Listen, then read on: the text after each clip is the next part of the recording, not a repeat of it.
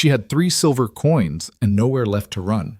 The blizzard screamed through the Montana pines like something alive and starving, and Clara Whitmore stood at the iron gates of a ranch she'd never seen, knowing that the man inside would either save her life or let the cold finish what poverty had started. When the door opened, Ethan Cross didn't offer warmth, he offered a deal. Marriage, not love, just survival. And in that moment, with frost already claiming her fingertips, Clara made the choice that would either destroy her or remake her into something the frontier had never seen coming. If you want to see how far a desperate bargain can go when bullets start flying and trust becomes the only currency that matters, stay with me to the end. Hit that like button and drop a comment with the city you're watching from. I want to see how far this story travels. The storm hit 3 hours before sundown, and by the time Clara realized she wasn't going to outrun it, the road had already disappeared beneath 2 feet of snow. She'd left Belmont that morning with everything she owned tied in a canvas sack: 2 dresses, a tin cup, a worn copy of Whitman's poems, and the 3 silver coins her mother had pressed into her palm the week before she died. The stagecoach driver had dropped her at the crossroads with a shrug and a warning that the next town was 15 miles north, and if the weather turned, she'd better find shelter fast. The weather had turned. Clara pulled her shawl tighter, but the wind tore through the wool like it wasn't even there. Her boots, already thin at the soles, crunched through the snow with a rhythm that had started to feel like a countdown. Her breath came in short, visible bursts. Her fingers had gone numb an hour ago, and now the cold was working its way up her wrists, methodical and patient. She didn't know where she was. The road had forked twice since the crossroads, and both times she'd chosen based on nothing but a guess and a prayer she wasn't sure anyone was listening to. The trees pressed in on both sides, their branches heavy with snow, and the sky had gone the color of old iron. And then, through the white haze, she saw it. A gate, iron, tall, and flanked by 2 stone posts that looked like they'd been standing there since before Montana had a name. Beyond the gate, a narrow drive cut through the snow, leading toward a shape that might have been a house, or might have been a shadow. Clara stopped, her legs shaking from cold and exhaustion, and stared at that gate like it was the last door in the world. Because maybe it was. She didn't know who lived there, didn't know if they'd help or turn her away. But the alternative was clear: keep walking and die, or knock and take her chances. Clara stepped forward, gripped the cold metal of the gate, and pushed. It didn't budge. She tried again, throwing her weight against it, but the snow had piled up on the other side, and her strength was nearly gone.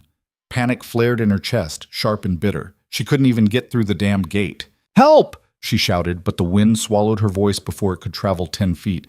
She tried again, louder this time, her throat raw. "Please, someone!" Nothing. Clara sank against the gate, her knees buckling, and for a moment she considered just staying there. It would be easier. The cold was already pulling at her, promising rest, whispering that she'd done enough.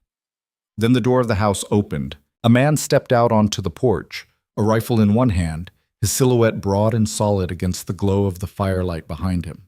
He didn't move right away, just stood there, watching her through the snow like he was deciding whether she was real or some kind of hallucination the storm had conjured up. Clara forced herself to stand. She gripped the gate with both hands and shouted again, hoarse and desperate, "I need help!" The man didn't answer. He descended the porch steps slowly, his boots crunching through the snow, and crossed the yard toward her with the deliberate pace of someone who didn't rush for anything. When he reached the gate, he stopped on the other side and looked her over. Not with suspicion exactly, but with the kind of caution a person develops when they've learned the hard way that strangers usually bring trouble. "Gate's locked," he said. His voice was low, rough-edged, the kind of voice that didn't waste words. "I can see that," Clara shot back, teeth chattering. "Can you open it?" He studied her for another long moment, his gaze moving from her face to the canvas sack at her feet to the way her hands were shaking against the iron bars.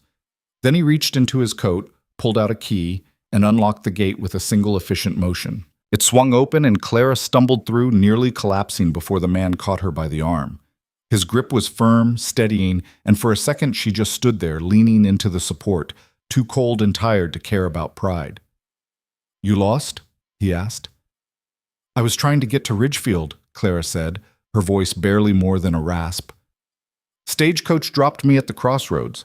I thought I could make it before the storm hit. Ridgefield's 20 miles north, the man said flatly. You wouldn't have made it another mile. Clara nodded because she already knew that. She'd known it for the last hour, maybe longer. I don't have anywhere else to go. The man's expression didn't change, but something shifted in his eyes, recognition, maybe, or resignation. He glanced back toward the house, then at her again, and sighed like he'd just made a decision he didn't particularly like. Come on, he said, and started walking. Clara followed, her legs barely cooperating, her vision swimming at the edges. The yard was wide and open, the house looming larger as they approached.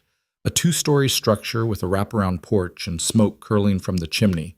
It looked solid, permanent, the kind of place that had weathered 100 storms and would weather 100 more.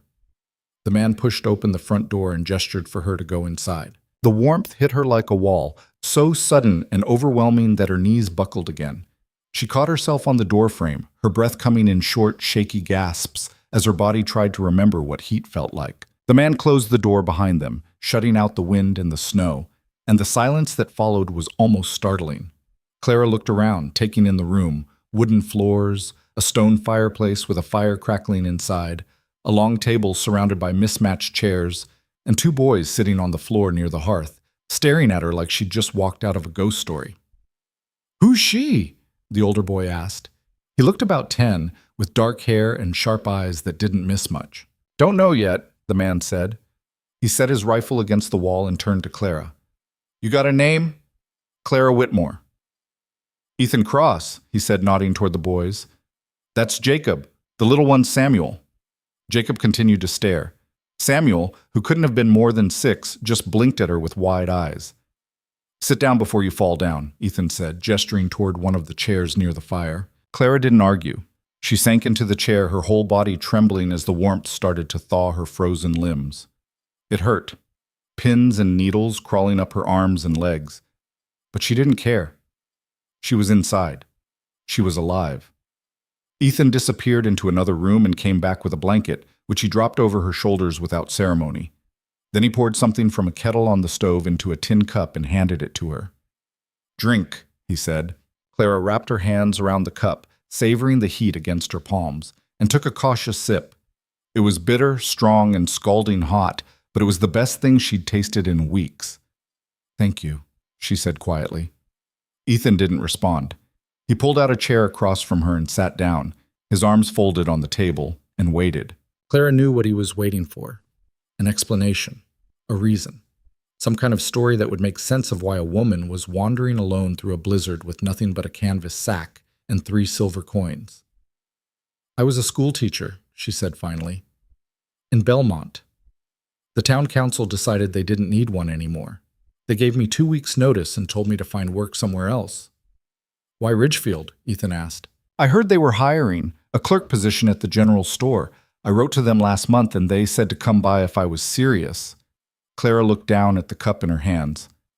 "I didn't have the money for a full fare, so I took the stagecoach as far as I could and thought I'd walk the rest." "That was stupid," Jacob said from the floor. "Jacob," Ethan said sharply, and the boy shut his mouth, but he didn't look sorry. Clara didn't blame him. It had been stupid, desperate and reckless and stupid, and she'd almost died because of it. "I don't have family," she continued, her voice quieter now. "My mother passed last year. My father was gone long before that. There's no one waiting for me anywhere." She paused, then added, "I had $3 when I left Belmont. I spent 2 on the stagecoach. I've got what's left in my pocket, and that's it." Ethan was silent for a long moment, his gaze steady and unreadable. Then he leaned back in his chair and exhaled slowly. "You can stay the night," he said. "Storm's not letting up anytime soon. In the morning, if the roads are clear, I'll take you into town." Clara nodded, relief washing over her so fast it made her dizzy. "Thank you." Ethan stood, signaling the end of the conversation, and looked at the boys. "Jacob, get some blankets from the cupboard. Samuel, you go with him." The boys scrambled to their feet and disappeared down the hall, leaving Clara and Ethan alone in the firelight. "You'll sleep in the spare room," Ethan said. "It's small, but it's warm." "That's more than enough," Clara said. Ethan nodded, then turned toward the stove, his broad shoulders silhouetted against the glow. He moved with the kind of efficiency that came from years of doing things alone, without help, without complaint. Clara watched him for a moment, then looked around the room again, taking in the details she'd missed before. The boots lined up by the door, the coats hanging on hooks, the small wooden toys scattered near the hearth. It was a home, but it felt incomplete, like something essential had been removed and never replaced. "Your wife?" Clara asked quietly, then immediately regretted it. Ethan's shoulders stiffened, but he didn't turn around. "Dead," he said flatly. 2 years now. Clara closed her eyes, cursing herself. "I'm sorry." "Don't be," Ethan said. "You didn't know." Jacob and Samuel came back with the blankets, their arms full of worn wool, and Ethan took them without a word. He handed one to Clara and draped the other over the back of a chair. "Come on," he said. "I'll show you the room." Clara followed him down a narrow hallway, her legs still unsteady, and he pushed open a door at the end. The room was small, just as he'd said, barely big enough for a bed, a chair, and a washstand, but it was clean, and the window was shuttered tight against the storm. "Wash basin's there," Ethan said, nodding toward the stand. "Outhouse is around back, but I wouldn't recommend it tonight. Use the pot under the bed if you need to." Clara nodded, too exhausted to be embarrassed. Ethan lingered in his doorway for a moment, his expression unreadable. Then he said, "You're lucky you made it here." "I know," Clara said. He nodded once, then turned and walked back down the hall, leaving her alone. Clara sank onto the bed, the blanket still wrapped around her shoulders, and stared at the closed door. She was warm. She was safe. She was alive. But tomorrow she'd be back out in the cold, heading toward a town that might not even have the job she'd been promised, with nothing but the last of her money and a fading hope that something, somewhere, would finally go right. She lay down, pulled the blanket up to her chin, and closed her eyes. Outside, the storm howled on. Clara woke to the smell of coffee and the sound of voices. She sat up slowly, disoriented, her body aching from the cold and the long walk. The room was dim, the shutters still closed, but a thin strip of light bled through the gap at the bottom of the door. She stood, wrapped the blanket around herself, and opened the door. The house was alive with morning. Ethan at the stove, Jacob setting the table, Samuel sitting on the floor tying his boots. The fire was still burning, and the warmth felt like a miracle all over again. "Morning," Ethan said without turning around. "Coffee's on the table. Breakfast'll be ready in a minute." Clara crossed the room and poured herself a cup, the steam curling up into her face. She took a sip and felt the bitterness cut through the fog in her head. "Snow stopped," Ethan said, flipping something in a pan. "But the roads are still buried. Won't be clear for another day, maybe 2. Clara's stomach sank. "I can't stay that long." "You don't have a choice," Ethan said simply. "You leave now. You'll freeze before you get a mile." Clara opened her mouth to argue, then closed it again. He was right, and they both knew it. Ethan set a plate of eggs and bacon on the table, followed by a second and a third. The boys descended on the food like wolves, and Clara sat down across from them, her hands wrapped around the coffee cup. "Eat," Ethan said, nodding toward the plate he'd set in front of her. Clara hesitated, then picked up a fork. The food was simple, unseasoned, but it was hot and filling, and she ate slowly, savoring every bite. Ethan sat at the head of the table, his own plate untouched, and watched her with that same steady, unreadable gaze. "You said you were a school teacher," he said finally. Clara nodded. "For 3 years, taught reading, writing, arithmetic, mostly to children, but I had a few older students too." "You any good at it?" "I like to think so," Clara said. "The students seemed to learn. The parents didn't complain." "Then why'd they let you go?" Clara set down her fork, her appetite suddenly gone. "The council said the town couldn't afford to pay me anymore. But the truth is, they didn't like me. I didn't go to church. I didn't socialize. I kept to myself, and that made me inconvenient." Ethan's jaw tightened, but he didn't say anything. "People don't trust women who don't fit," Clara continued, her voice sharper now. "Especially women who don't need their approval to survive." Ethan studied her for a long moment, then nodded slowly, like he understood something he hadn't before. "You got any plans?" he asked. "Besides Ridgefield?" "Not really," Clara admitted. I was hoping the store job would work out and then I'd figure out the rest from there. And if it doesn't? Clara looked down at her plate. I don't know.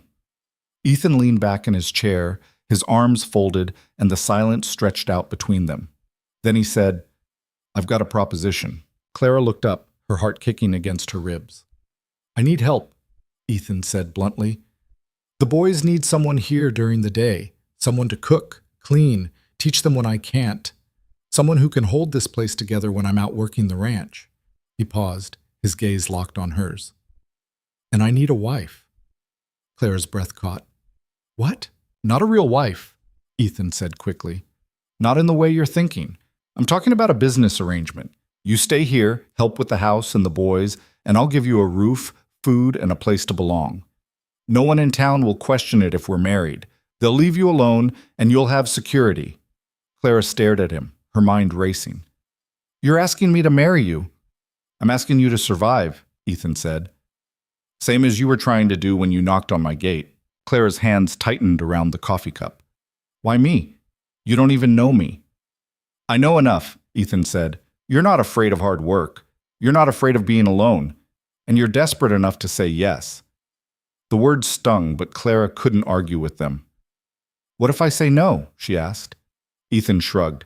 Then I'll take you to Ridgefield when the road's clear and you'll take your chances. Clara looked at Jacob and Samuel, who were watching the conversation with wide eyes and half-eaten breakfasts. She looked at the house, the fire, the warmth, and she thought about the storm outside and the long, cold road ahead. I'll think about it, she said. Ethan nodded. You've got until tomorrow. And with that, he stood, grabbed his coat, and walked out into the snow, leaving Clara alone with two boys, a half-finished breakfast, and a choice that would change everything. Clara spent the rest of that morning watching Ethan through the kitchen window. He moved through the snow like it was nothing, checking fences, hauling feed to the livestock, his shoulders broad against the white expanse.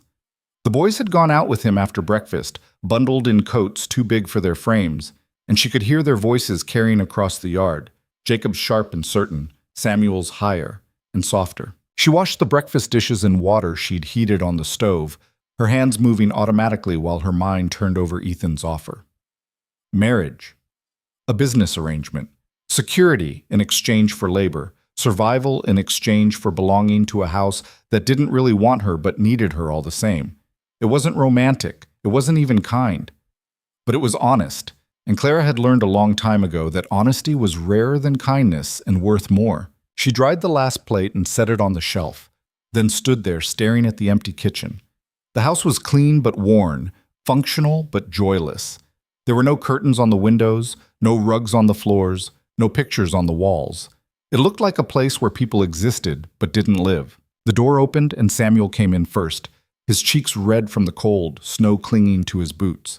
He looked at Clara, then quickly looked away like he wasn't sure if he was allowed to acknowledge her.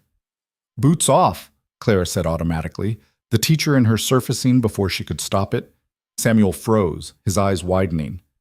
She's not Ma, Jacob said from the doorway, his voice flat and challenging. You don't have to listen to her. Clara turned to face him, keeping her expression neutral. I'm not trying to be your mother, but if you track snow through the house, someone's going to have to clean it up, and I'm guessing that someone is me. Jacob stared at her, his jaw set, clearly trying to decide if this was a fight worth picking. Then he kicked off his own boots, hard enough to make a point, and walked past her into the kitchen. Samuel followed, quieter, his boots abandoned by the door. Ethan came in last, shaking snow from his coat. He glanced at the boots lined up by the door, then at Clara, but he didn't say anything. He just hung his coat on the hook and moved toward the stove. Jacob, get the wood stacked, Ethan said. Samuel, you help him. I'm hungry, Jacob said. Then work faster, Ethan replied, not looking up. Jacob's mouth tightened, but he didn't argue. He grabbed Samuel by the arm and pulled him toward the door, and the two of them disappeared outside again. Clara watched them go, then turned to Ethan. He doesn't like me. He doesn't like anyone, Ethan said. Don't take it personal. Does he know? About your offer? Ethan shook his head. Not yet. Figured I'd wait until you made up your mind. Clara folded her arms, leaning against the counter. What happens if I say yes and it doesn't work? What if the boys hate me, or the town refuses to accept it, or you decide 6 months from now that this was a mistake? Ethan looked at her, his gaze steady. Then we deal with it, same as anything else. That's not an answer. It's the only one I've got, Ethan said. He crossed the room and poured himself a cup of coffee, his movements deliberate. Look, I'm not going to lie to you. This won't be easy. The boys are angry, and they've got a right to be. The town's going to talk, because that's what towns do. And I'm not the kind of man who's going to make this comfortable for you. But you'll have a place here. You'll have a purpose, and no one will be able to take that away from you as long as I'm standing. Clara studied him, trying to read the man behind the words. He wasn't offering her love or even friendship. He was offering her a transaction, cold and practical, the kind of deal you made when all the other options had run out. But he was also offering her something she hadn't had in a long time, a choice that didn't end with her losing. I need to know one thing, Clara said. If I say yes, are you going to expect me to share your bed? Ethan's expression didn't change, but something flickered in his eyes, surprise maybe, or discomfort. No, he said firmly. This is business. You'll have your own room, your own space. I'm not looking for that. Clara nodded slowly, the knot in her chest loosening just a little. All right. All right, you'll think about it? Or all right, you'll do it? Ethan asked. Clara took a breath, then let it out. All right, I'll do it. Ethan set down his coffee cup. His gaze locked on hers. You're sure? No, Clara said honestly. But I'm out of better options, and you're offering me a way to survive. So I'll take it. Ethan nodded once, like that was all the confirmation he needed. We'll go into town tomorrow. Get it done at the courthouse. Simple and quick. And the boys? Clara asked. I'll tell them tonight. Clara's stomach twisted, imagining the conversation, the anger, the grief that would come pouring out. But she didn't argue. This was Ethan's house, Ethan's family, and if she was going to be part of it, she had to let him handle it his way. What do I do until then? She asked. Whatever you want, Ethan said. You're not a prisoner here.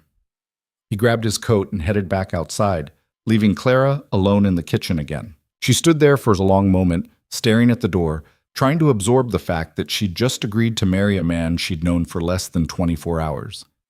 Then she rolled up her sleeves and got to work. By the time the boys came back in, she'd scrubbed the floors, wiped down the counters, and started a pot of stew on the stove. It wasn't much, but it was something, and Clara had learned that keeping her hands busy was the best way to keep her mind from spiraling. Jacob walked in first, saw the changes, and stopped in his tracks. What are you doing? Cleaning, Clara said simply. We didn't ask you to. I know, Clara said, but I'm here, and I'm not going to sit around doing nothing. Jacob's eyes narrowed. You think you're staying? Clara met his gaze, refusing to look away. I think that's up to your father. Jacob opened his mouth to say something else, but Samuel tugged on his sleeve, whispering something Clara couldn't hear. Jacob scowled, then turned and walked toward the fire, dragging his brother with him. Clara went back to stirring the stew, her heart pounding. She'd handled difficult students before, kids who tested her at every turn. But this was different.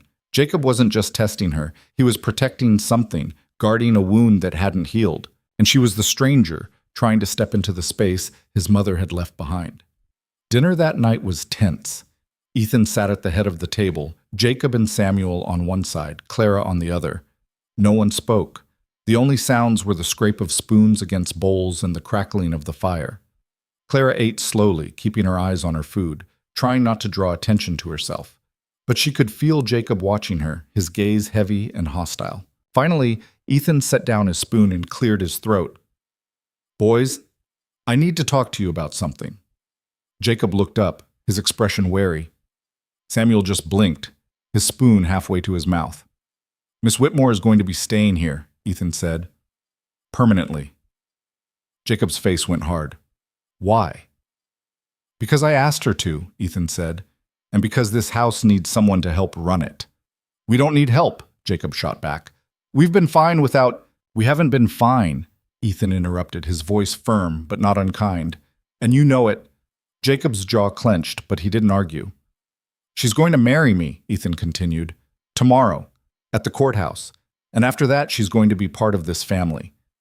The silence that followed was suffocating.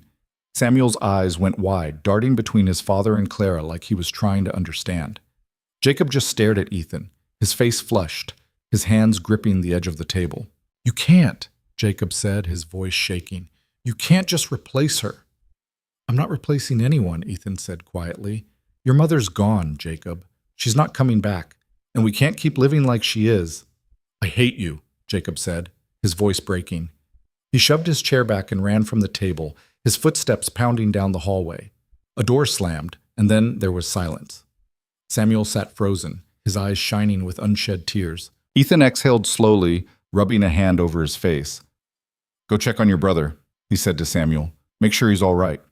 Samuel nodded and slipped from his chair, disappearing down the hall after Jacob. Clara sat across from Ethan, her hands folded in her lap, her chest tight. "I'm sorry," she said quietly. "Don't be," Ethan said. He needed to hear it. "He's not wrong, though," Clara said. "I'm replacing her. In his eyes, that's exactly what I'm doing." Ethan looked at her, his expression weary. "You're not replacing her. You're just filling a space that's been empty too long. There's a difference." Clara wasn't sure she believed that, but she didn't argue. She stood, cleared the table in silence, and washed the dishes while Ethan sat by the fire, staring into the flames. When she finished, she excused herself and went to her room, closing the door behind her. She sat on the edge of the bed, her hands shaking, and let herself feel the full weight of what she'd agreed to. Tomorrow, she'd stand in a courthouse and marry a stranger. She'd become a stepmother to 2 boys who didn't want her. She'd walk into a life that wasn't hers and try to make it fit. And she'd do it all because the alternative was freezing to death in a Montana snowstorm. Clara lay down, pulled the blanket over herself, and closed her eyes. She didn't sleep. The courthouse in Ridgefield was a squat brick building that smelled like old paper and tobacco. Ethan had driven them into town in a wagon that rattled over the frozen roads, and Clara sat beside him in silence, her hands folded in her lap, her stomach churning. The boys had stayed home. Ethan had decided it was better that way, and Clara hadn't argued. Inside, a clerk with ink-stained fingers and a bored expression pushed a ledger across the counter. "Names? Ethan Cross and Clara Whitmore," Ethan said. The clerk looked up, his eyebrows rising slightly. "This a wedding or a registry?" "Wedding," Ethan said flatly. The clerk's gaze shifted to Clara, lingering a little too long, then back to Ethan. "You got a witness?" Ethan nodded toward the door, where an older man in a worn coat was waiting. "He'll do." The clerk shrugged, dipped his pen in ink, and started filling out the form. $5. Ethan pulled a bill from his pocket and set it on the counter. The ceremony, if it could even be called that, took less than 3 minutes. The clerk read from a card in a monotone voice, asked if they agreed to the terms, and had them sign the ledger.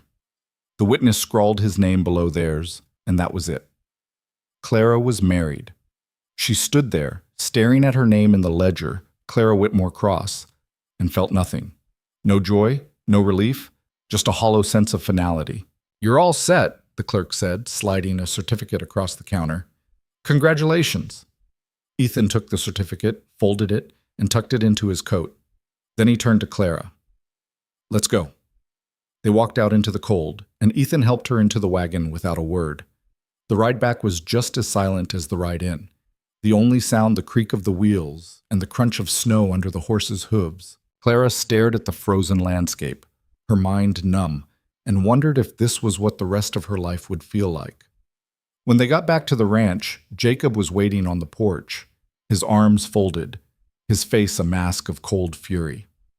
"It's done?" he asked as Ethan climbed down from the wagon. "It's done," Ethan said. Jacob's gaze shifted to Clara, and the hatred in his eyes was so raw it made her flinch. "You're not my mother," he said, his voice low and venomous. "You'll never be my mother." "I know," Clara said quietly. Jacob stared at her for another moment, then turned and stormed back inside, slamming the door behind him.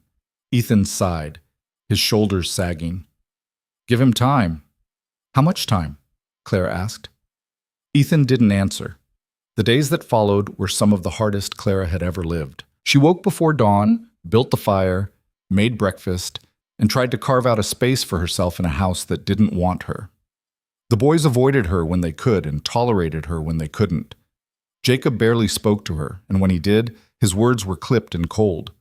Samuel was quieter, more hesitant, but he followed his brother's lead. Ethan was gone most of the day, working the ranch, and when he came back he was too tired to do much more than eat and collapse by the fire. He didn't talk to Clara, didn't ask how her day had been, didn't seem to notice the effort she was putting in just to keep the house running. And Clara felt herself shrinking, folding inward, trying to take up as little space as possible. But she didn't leave. One afternoon, about a week after the wedding, Clara was kneading dough at the kitchen table when Samuel wandered in.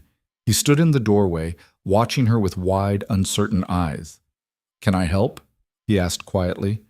Clara looked up, surprised. "You want to help me bake?" Samuel nodded. Clara hesitated, then gestured to the chair beside her. "All right, come here." Samuel climbed onto the chair, and Clara showed him how to fold the dough, how to press it down with the heels of his hands, how to shape it into something useful. They worked in silence for a while, and then Samuel said, "Ma used to make bread." Clara's hands stilled. "Did she?" Samuel nodded. "She made it every Sunday. Jacob liked it with butter." Clara swallowed hard, her throat tight. "I'm sure it was good." "It was," Samuel said. He paused, then added, "Yours is good too." Clara looked at him, this small boy with flour on his hands and grief in his eyes, and felt something crack open in her chest. "Thank you," she said softly. They finished the bread together, and when it came out of the oven, golden and steaming, Samuel took a piece to Jacob without being asked. Jacob didn't say anything, but he ate it, and Clara took that as a small, fragile victory. That night, as she was washing the dishes, Ethan came into the kitchen and leaned against the counter. "Samuel said you let him help with the bread," he said. Clara nodded, her hand still in the soapy water. "He asked." Ethan was quiet for a moment, then said, "That's good. He needs that." Clara didn't know what to say, so she didn't say anything. Ethan watched her for a moment longer, then pushed off the counter and headed toward the door, but he stopped before leaving, his hand on the frame. "You're doing all right," he said quietly. "Better than I expected." Clara looked at him, surprised, but he was already gone. She stood there, her hands dripping, and let herself feel the smallest flicker of something that might have been hope.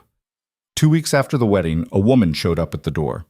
Clara answered the knock, wiping her hands on her apron, and found herself face to face with a sharp-eyed woman in a fur-trimmed coat and a hat that looked like it cost more than Clara's entire wardrobe. "I'm Margaret Dalton," the woman said, her voice crisp and assessing.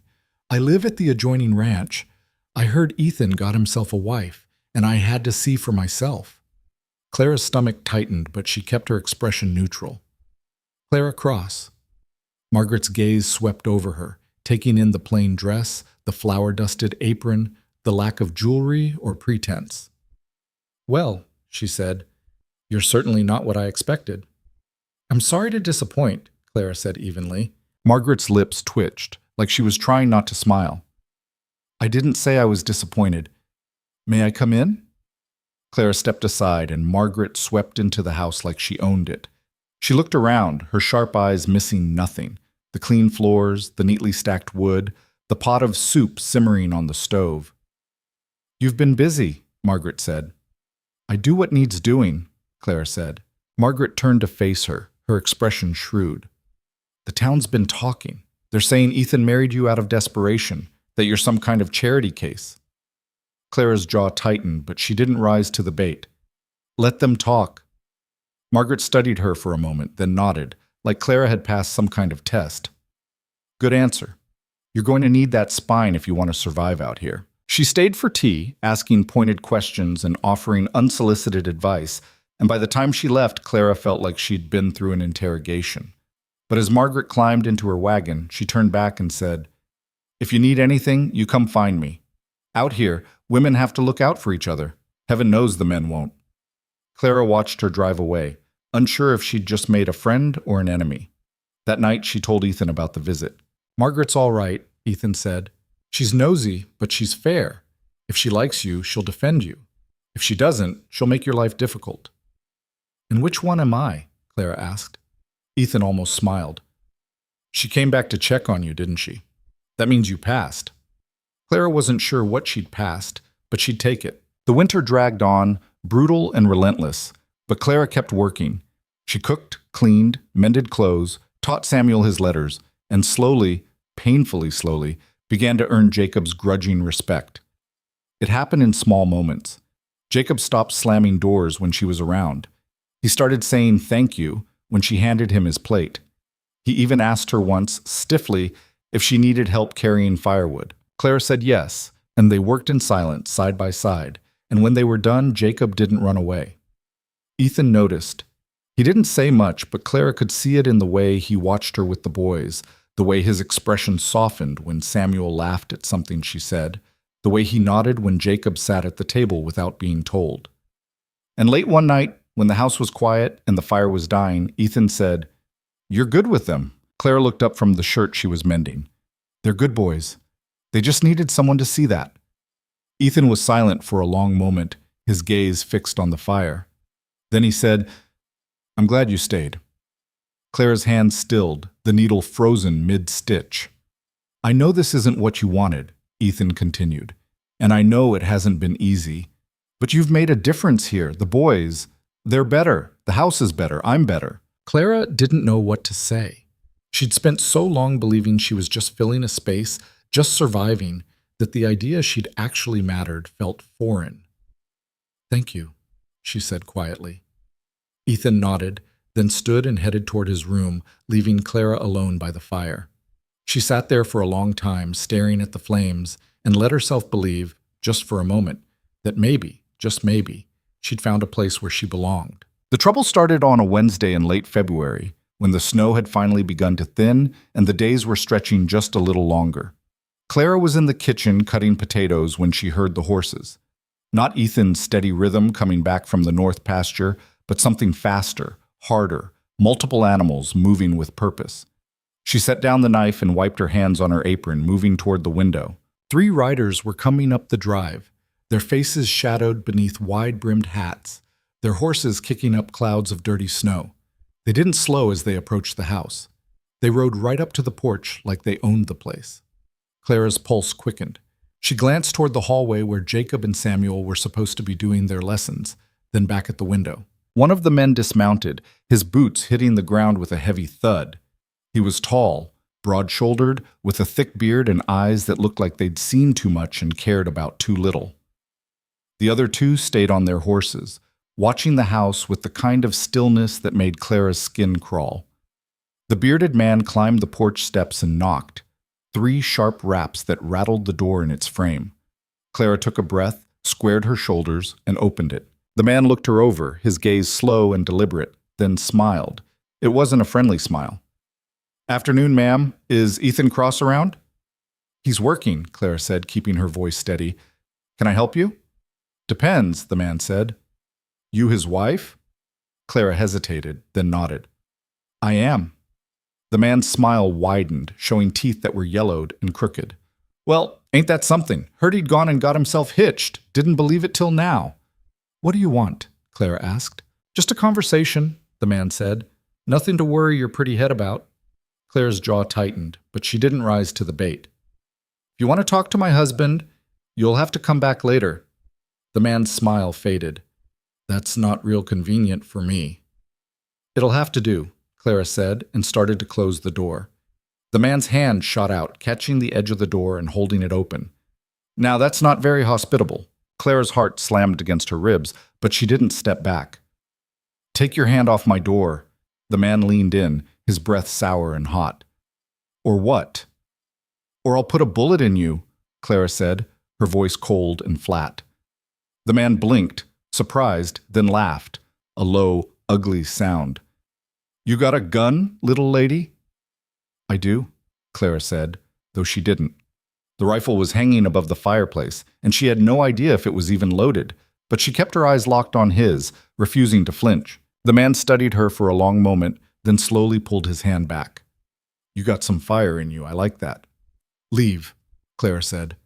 The man tipped his hat, still grinning. "Tell your husband we stopped by. Tell him Garrett Voss wants a word." He turned and walked back to his horse, swinging into the saddle with practiced ease. The 3 of them rode off, slow and deliberate, like they had all the time in the world. Clara waited until they were out of sight before she closed the door, her hand shaking. She leaned against it, her breath coming in short, shallow bursts, and tried to calm the panic rising in her chest. Jacob appeared in the hallway, his face pale. Who were they? I don't know, Clara said. But they're gone now. They didn't look like friends, Jacob said. They weren't, Clara said. She straightened, forcing her hands to stop shaking. Where's Samuel? In the back room, Jacob said. I told him to stay there. Good, Clara said. Keep him there until your father gets back. Jacob hesitated, then nodded and disappeared down the hall. Clara went back to the kitchen, but she couldn't focus on the potatoes. She kept looking out the window, watching the empty drive, waiting for the riders to come back. When Ethan finally rode in an hour later, Clara met him at the door. We had visitors, she said without preamble. Ethan's expression hardened. Who? 3 men. The one in charge said his name was Garrett Voss. Ethan went very still, his jaw clenching. What did he want? He wanted to talk to you, Clara said. I told him to come back later. He didn't like that. Ethan's gaze sharpened. Did he threaten you? Not in so many words, Clara said, but he made it clear he didn't appreciate being turned away. Ethan swore under his breath, then turned and walked toward the house. Clara followed, her stomach twisting. Inside, Ethan went straight to the rifle above the fireplace and checked the chamber. It was loaded. He pulled a box of ammunition from the cupboard and set it on the table, then looked at Clara. You know how to shoot? He asked. Clara hesitated. I fired a gun before. Once. That's not the same thing, Ethan said. He picked up the rifle and held it out to her. Come on. He took her outside, behind the house where the land opened up into a wide, empty field. He set up a row of cans on a fence post, then handed her the rifle. Hold it like this, he said, adjusting her grip. Stock against your shoulder, tight. You don't want the recoil knocking you back. Clara nodded, her hands unsteady. Look down the sight, Ethan said, standing behind her. Line it up with the target. When you're ready, squeeze the trigger. Don't pull. Squeeze. Clara took a breath, aimed at the center can, and squeezed. The rifle kicked hard, the shot cracking through the cold air, and the bullet went wide, kicking up dirt 5 feet to the left of the target. Try again, Ethan said. Clara reloaded, adjusted her stance, and fired. This time the bullet hit the fence post, splintering the wood but missing the can. Better, Ethan said. Again. They stayed out there for an hour, Clara firing until her shoulder ached and her ears rang. By the end, she could hit the cans more often than she missed them. Ethan took the rifle back, his expression grim. If those men come back and I'm not here, you don't open the door. You take this rifle, you get the boys to the back room, and you wait. If they try to come inside, you shoot first and ask questions later. Understand? Clara nodded, her throat tight. Who is Garrett Voss? Ethan's jaw clenched. He works for a man named Silas Harding. Harding owns half the land in this county, and he wants the other half. He's been trying to buy me out for 2 years, and I've told him no every time. So he's sending men to intimidate you, Clara said. That's how it starts, Ethan said, but it doesn't end there. Clara's stomach dropped. What are you saying? I'm saying this is going to get worse before it gets better, Ethan said, and I need you to be ready. That night, Ethan didn't go to bed. He sat by the fire with the rifle across his lap, his eyes on the door, waiting for trouble that didn't come. Clara stayed up with him, mending clothes she didn't need to mend, just so he wouldn't be alone. You should sleep, Ethan said finally, his voice rough from disuse. So should you, Clara said. Ethan almost smiled. I will, eventually. Clara set down the shirt she'd been working on and looked at him. Tell me about Harding. Ethan was silent for a long moment, staring into the fire. Then he said, Silas Harding came to Montana 15 years ago with money and ambition. He bought up land, crushed anyone who got in his way, and built an empire. Now he controls the Cattlemen's Association, the rail contracts, half the politicians in the territory. If you cross him, you don't stay in business long. And you crossed him, Clara said. I told him I wasn't selling, Ethan said. That was enough. Why does he want your land so badly? Clara asked. Water, Ethan said. My property sits on the best water source for 50 miles. Without it, his cattle operation suffers. With it, he controls everything. Clara's chest tightened. So he's going to keep pushing until you give in. Or until I'm dead, Ethan said flatly. Whichever comes first. The words hung in the air between them, cold and heavy. I won't let that happen, Clara said. Ethan looked at her, something shifting in his expression. You don't have to fight this battle. Yes, I do, Clara said. This is my home now, too. Ethan held her gaze for a long moment, then nodded slowly, like he was seeing her for the first time. All right, he said quietly. Then we fight. The next 2 weeks were tense and watchful. Ethan hired 2 ranch hands, grizzled, hard-eyed men who didn't ask questions and knew how to handle trouble. He moved the cattle closer to the house, set up a rotation for night watches, and made sure the boys knew to stay within sight of the buildings. Clara kept the rifle close, learning its weight, its balance, the way it felt in her hands. She practiced when she could, alone in the field behind the house, until she could hit a target without thinking. Margaret Dalton came by again, ostensibly to borrow flour, but Clara knew better. I heard Voss paid you a visit, Margaret said, her sharp eyes missing nothing. He did, Clara said. And? And I sent him on his way, Clara said. Margaret studied her for a moment, then nodded approvingly. Good. Don't let men like that think they can push you around. I don't intend to, Clara said. Margaret leaned in, lowering her voice. Harding's been putting pressure on everyone in the valley. 3 ranchers have sold out in the last 6 months. Ethan's one of the last holdouts. He's not going to sell, Clara said.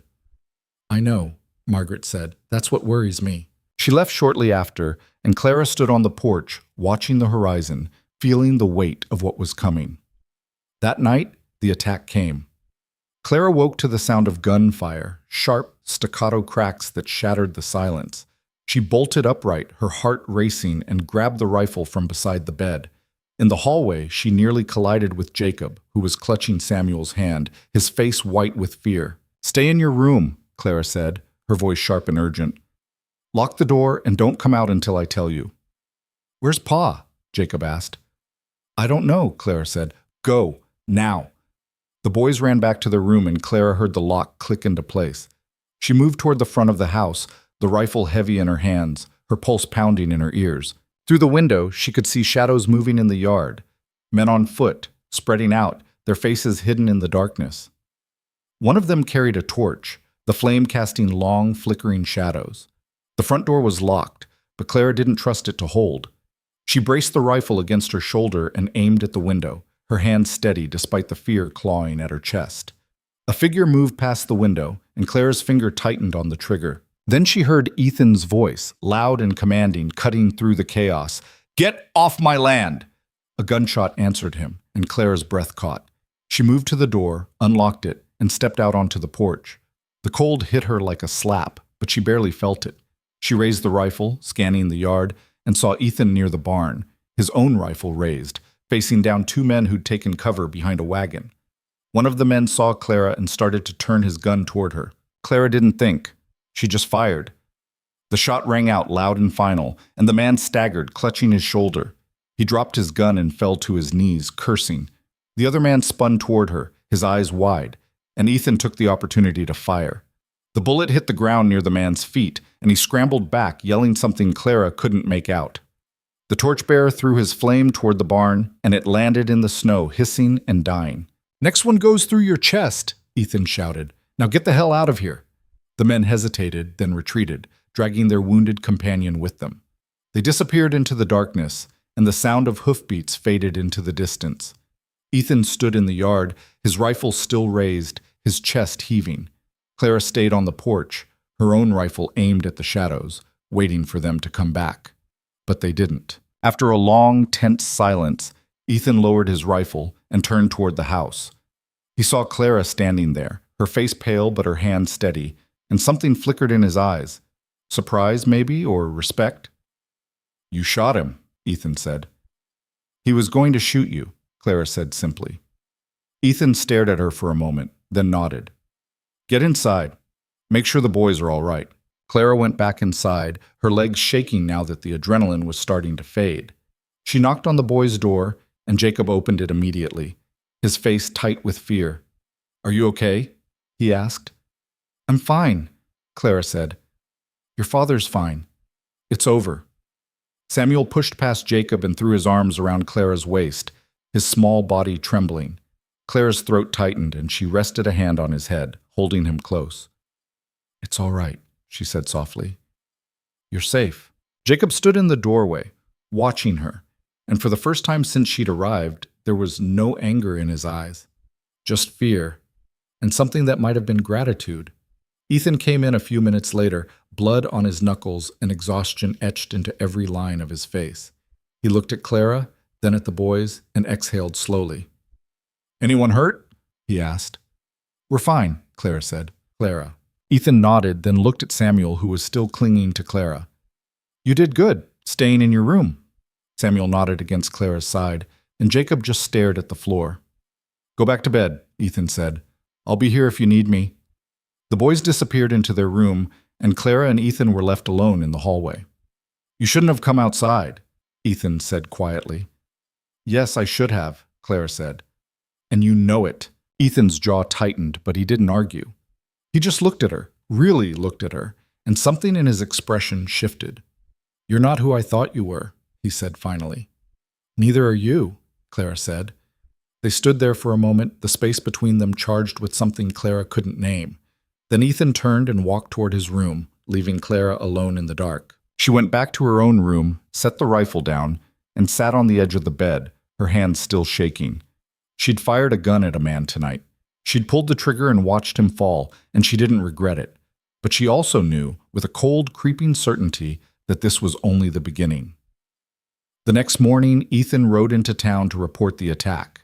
Clara stayed at the house with the boys and the hired hands, all of them on edge, waiting for trouble that might or might not come. When Ethan returned, his face was grim. "Sheriff says there's nothing he can do unless we can prove Harding ordered the attack," he said.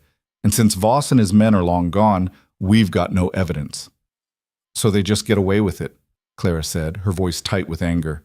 "For now," Ethan said. "But Harding's not stupid.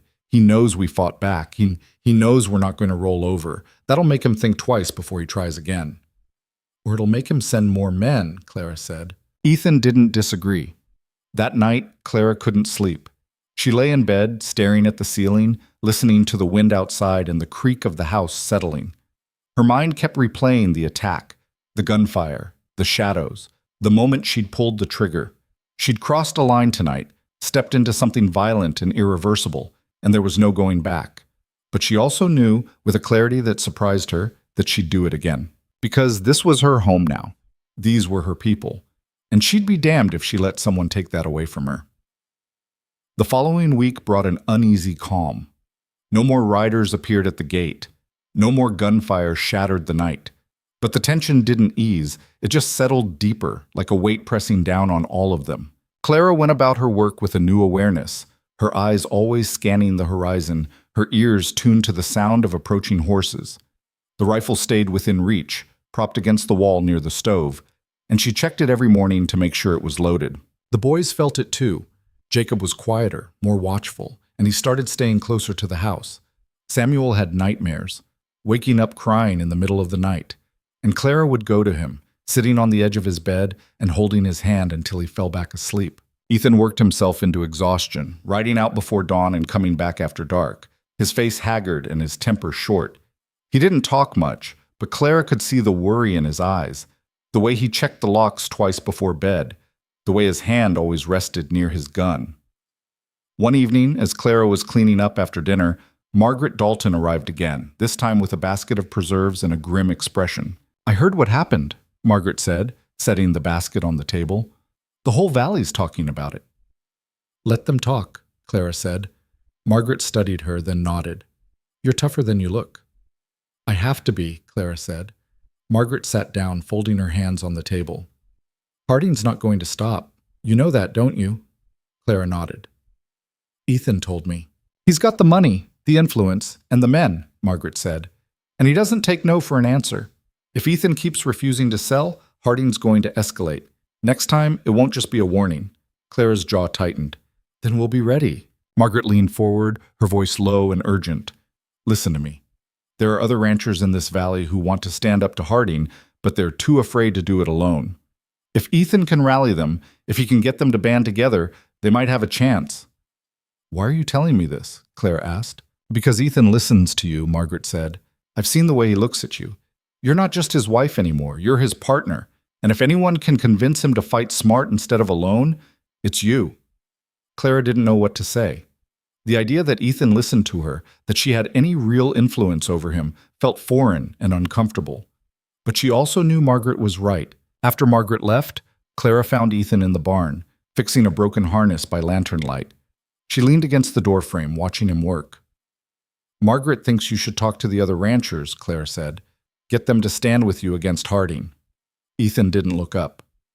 "I've tried. They're too scared." "Maybe they just need someone to take the first step," Clara said. "Show them it's possible to fight back and win." Ethan set down the harness, finally meeting her gaze. "We didn't win, Clara. We survived. There's a difference." "We're still here," Clara said. "That's more than Harding expected." Ethan was silent for a long moment, then sighed. "Even if I could get them to listen, it's a risk. Harding's got eyes everywhere. If he finds out we're organizing, he'll come down on us hard." "He's already coming down on us," Clara said. "At least this way we'd have help." Ethan studied her, his expression unreadable. Then he nodded slowly.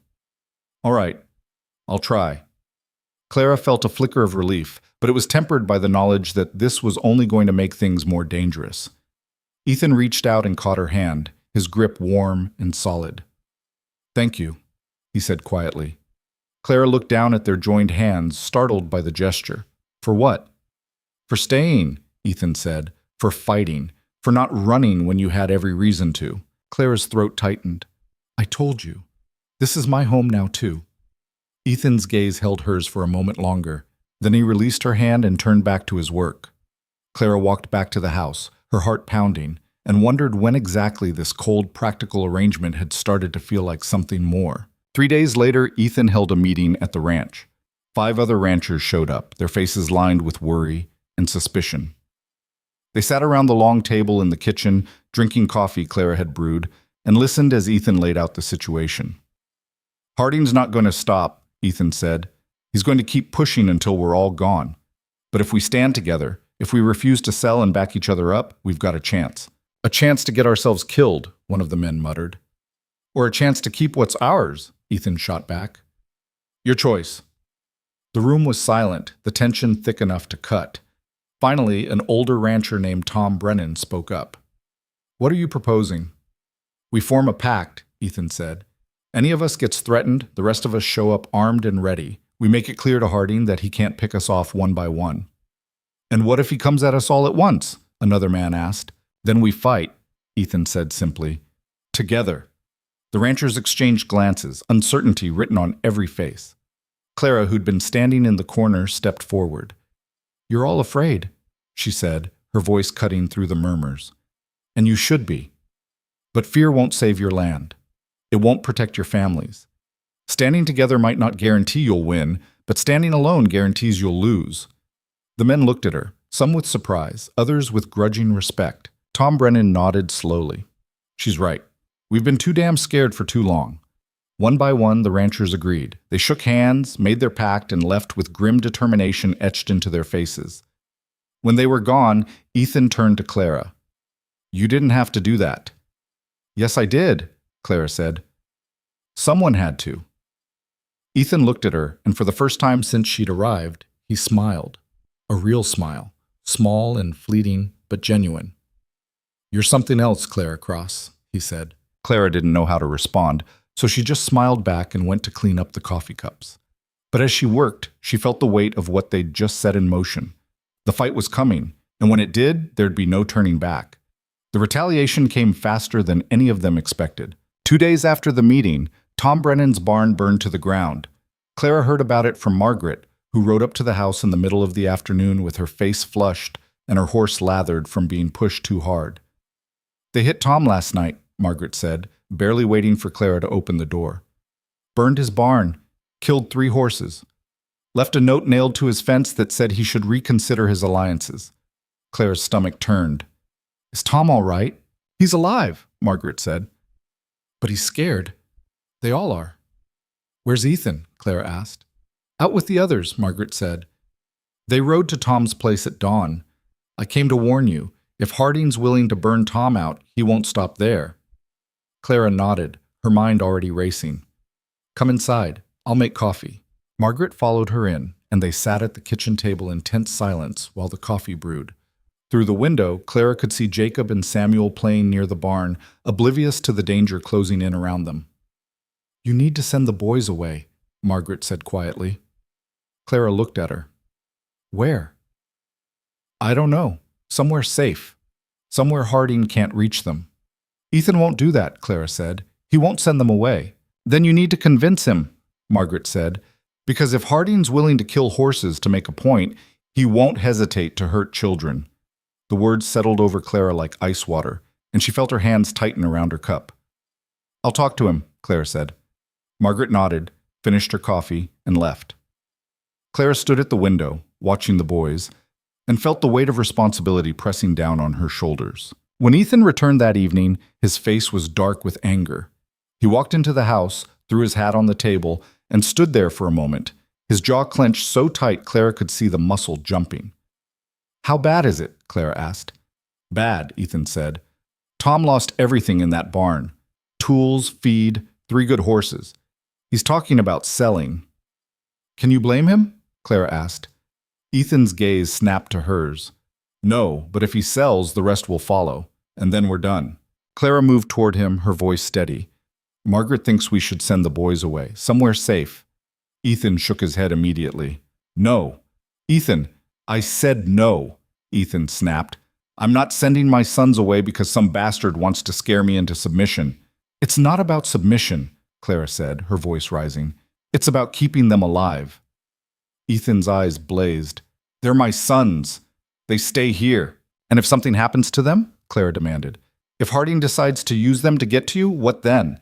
Ethan didn't answer. He just turned and walked out of the house, slamming the door behind him. Clara stood there, her heart pounding, her hands shaking with frustration and fear. That night, she couldn't sleep. She lay in bed, staring at the ceiling, listening to the sounds of the house settling around her. She thought about Tom's barn, about the horses screaming as they burned, about what it would feel like to lose Jacob and Samuel the same way. She got up, wrapped a shawl around her shoulders, and walked to the boys' room. She opened the door quietly and looked inside. They were both asleep, Jacob curled on his side, Samuel sprawled across his bed, with one arm flung over his head. Clara stood there for a long moment, watching them, and felt something fierce and protective rise up in her chest. She wouldn't let anything happen to them. She didn't care what it cost. The next morning, Ethan was gone before sunrise. He left a note on the table saying he was riding to check the north fence line and would be back by evening. Clara fed the boys breakfast, sent them out to do their chores, and spent the morning cleaning the house with a kind of restless energy she couldn't shake. Around midday, she heard horses again. Her heart kicked into a faster rhythm, and she grabbed the rifle from its place near the stove. She moved to the window and looked out. 4 riders this time. Not Voss, but men she didn't recognize, their faces hard and their intentions clear. Clara's pulse hammered in her ears. She glanced toward the barn where Jacob and Samuel were supposed to be, then back at the riders. They dismounted slowly, deliberately, and started walking toward the house. Clara stepped out onto the porch, the rifle raised and ready. "That's far enough," she called out, her voice cutting through the cold air. The lead rider, a tall man with a scar running down the side of his face, stopped and smiled. "We're not here for trouble, ma'am." "Then you can turn around and leave," Clara said. The man's smile widened. "We're here with a message from Mr. Harding. He wants to make Mr. Cross an offer." "He's not interested," Clara said. "You sure about that?" the man asked. "Because the offer's a good one. More than fair. Mr. Harding's willing to pay top dollar for this land, and all Mr. Cross has to do is sign the papers." "And if he doesn't?" Clara asked. The man's smile faded. "Then Mr. Harding will be disappointed. And when Mr. Harding's disappointed, bad things tend to happen." Clara's finger moved to the trigger. "You need to leave. Now." The man studied her for a moment, then shrugged. "Suit yourself. But you tell Mr. Cross we came by. Tell him the clock's ticking." He turned and walked back to his horse, and the other men followed. They mounted up and rode off, slow and unhurried, like they had all the time in the world. Clara waited until they were out of sight, then lowered the rifle and let out a shaky breath. Jacob appeared from the barn, his face pale. "Who were they?" "Nobody important," Clara said, though her hands were still trembling. "They work for Harding, don't they?" Jacob asked. Clara hesitated, then nodded. Yes. Jacob's jaw tightened, and for a moment he looked just like his father. I'm not afraid of them. You should be, Clara said quietly. Fear keeps you careful. Jacob didn't respond. He just turned and walked back toward the barn, his shoulders stiff with anger. Clara went inside, set the rifle down, and sank into a chair. She felt the weight of the day pressing down on her, the constant vigilance, the unending tension, and she wondered how much longer they could keep this up. When Ethan came home that evening, she told him about the visitors. His expression went cold and hard, and he didn't say anything for a long time. They're pushing, he said finally, seeing how far they can go before we break. And if we don't break? Clara asked. Then they'll push harder, Ethan said. Clara looked at him, at the exhaustion in his eyes, the lines deepening around his mouth, and she felt something shift inside her. We need to end this, she said, one way or another. Ethan nodded slowly. I know. The next day, Ethan called another meeting. This time, it was at Tom Brennan's place, what was left of it. The ranchers gathered in the yard, standing among the charred remains of the barn, the smell of smoke still thick in the air. Harding's made his position clear, Ethan said, his voice carrying across the group. He's not going to stop until we're all gone. So we have two choices. We can sell and walk away, or we can fight. Fight how? One of the men asked. He's got money, men. Influence. What do we have? We have the truth, Ethan said. We have witnesses to what he's done. We take it to the territorial governor, get the law involved at a level Harding can't control. And if the governor won't listen, another man asked, then we make him listen, Ethan said. We ride to the Capitol, all of us. We bring evidence, witnesses, everything we've got. We make enough noise that Harding can't just sweep it under the rug. The ranchers exchanged glances, uncertainty still written on their faces. Tom Brennan stepped forward. I'm in. I've got nothing left to lose. One by one, the others agreed. It wasn't enthusiasm, just grim determination and the realization that they were out of options. Ethan looked at Clara, who was standing at the edge of the group, and nodded. She nodded back, feeling the weight of what they were about to do. They spent the next week preparing. Clara helped gather documents, write testimonies, and coordinate with the other ranchers' families. She worked late into the night, her fingers cramped from writing, her eyes burning from lack of sleep. Jacob watched her from the corner of the kitchen one evening, his expression thoughtful. You really care about this, don't you? He said. Clara looked up from the papers spread across the table. I care about keeping this ranch, keeping your family safe. Jacob was quiet for a moment. I'm sorry I was mean to you. When you first came. Clara set down her pen. You had every right to be angry. I know, Jacob said, but you didn't deserve it. You were just trying to survive, same as us. Clara's throat tightened. Thank you for saying that. Jacob nodded, then hesitated. My ma, she was different than you, softer, I guess. She didn't know how to shoot a gun or stand up to bad men, but she was good, and she loved us. I know she did, Clara said gently. You're different, Jacob continued, but you're good too, in your own way. Clara felt tears prick at her eyes, but she blinked them back. That means a lot to me, Jacob. Jacob shifted uncomfortably, then mumbled something about checking on Samuel and disappeared down the hall.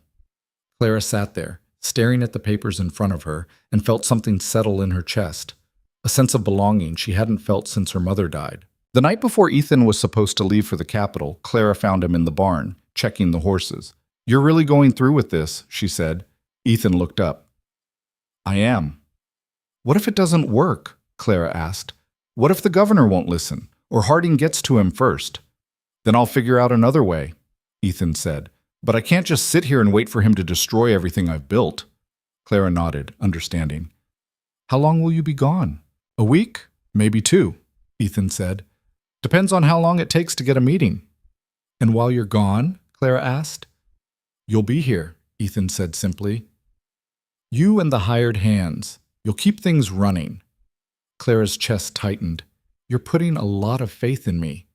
Ethan stepped closer, his gaze steady. You've earned it. They stood there in the dim light of the barn, the space between them charged with something Clara couldn't name. Be careful, Clara said quietly. I will, Ethan said. You do the same. He reached out and touched her hand just briefly, then turned and went back to checking the horses. Clara walked back to the house, her hand still warm from his touch, and wondered when this arrangement had stopped being about survival and started being about something else entirely. The morning Ethan left, Clara stood on the porch and watched him ride away with Tom Brennan and 3 other ranchers. They looked small against the vast expanse of the Montana landscape. 5 men on horseback, heading toward a battle they might not win. Jacob and Samuel stood beside her, watching until the riders disappeared from sight. He'll be all right, Clara said, more to herself than to the boys. How do you know? Samuel asked, his voice small. Because he has to be, Clara said. The days that followed were long and tense. Clara kept herself busy with the endless work of running the ranch, but her mind was always on Ethan, wondering where he was, if he was safe, if he'd succeeded. The hired hands stayed close, watching the roads, keeping the rifles loaded. Clara checked the locks every night and slept with one ear open, listening for trouble. On the 5th day, trouble came. Clara was in the kitchen when she heard the sound of horses, too many horses, moving too fast. She grabbed the rifle and ran to the window. At least a dozen riders were coming up the drive, and in the lead was Garrett Voss. Clara's heart slammed into her throat. She turned to Jacob, who was standing frozen in the doorway. Get Samuel, she said, her voice sharp. Get him to the root cellar, now. Jacob didn't argue. He ran. Clara moved to the front door, threw it open, and stepped out onto the porch, the rifle raised.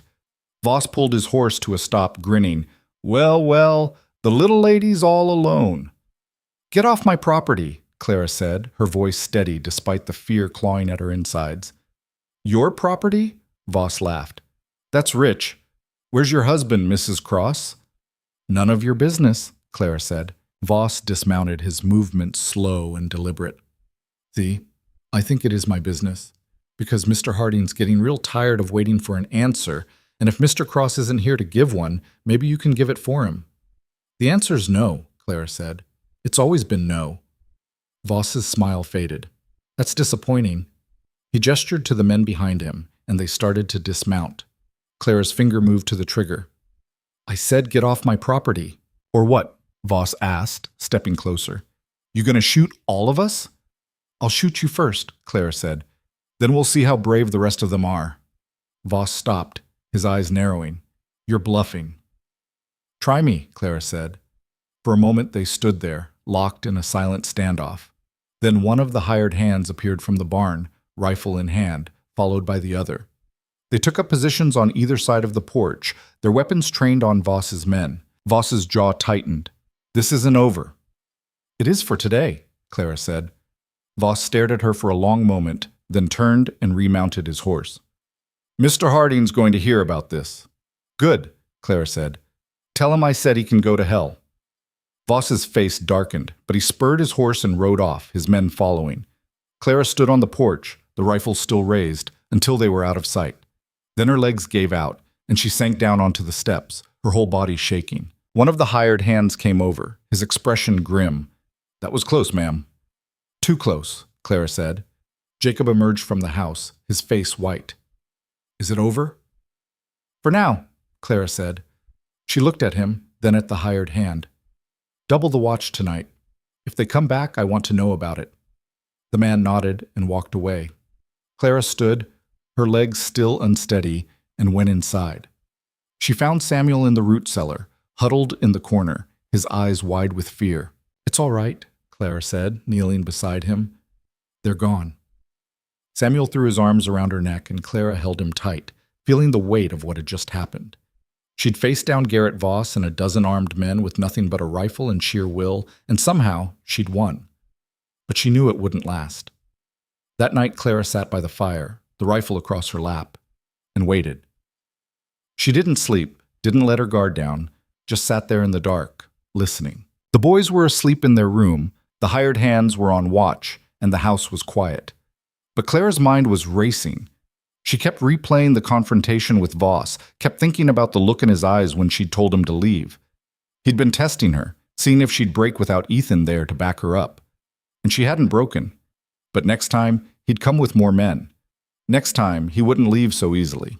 Clara tightened her grip on the rifle and stared into the fire, her jaw set. Let him come. She'd be ready. 2 days later, a rider appeared on the horizon. Just one, moving fast. Clara grabbed the rifle and stepped out onto the porch, her heart pounding. But as the rider got closer, she recognized the horse. It was Ethan's. Relief flooded through her, so intense it made her dizzy. Ethan pulled up in front of the house and dismounted, his face haggard and lined with exhaustion. "You're back," Clara said, her voice breaking. Ethan looked at her, and something in his expression made her chest tighten. "We got the meeting. The governor listened. He's sending investigators to look into Harding's operations."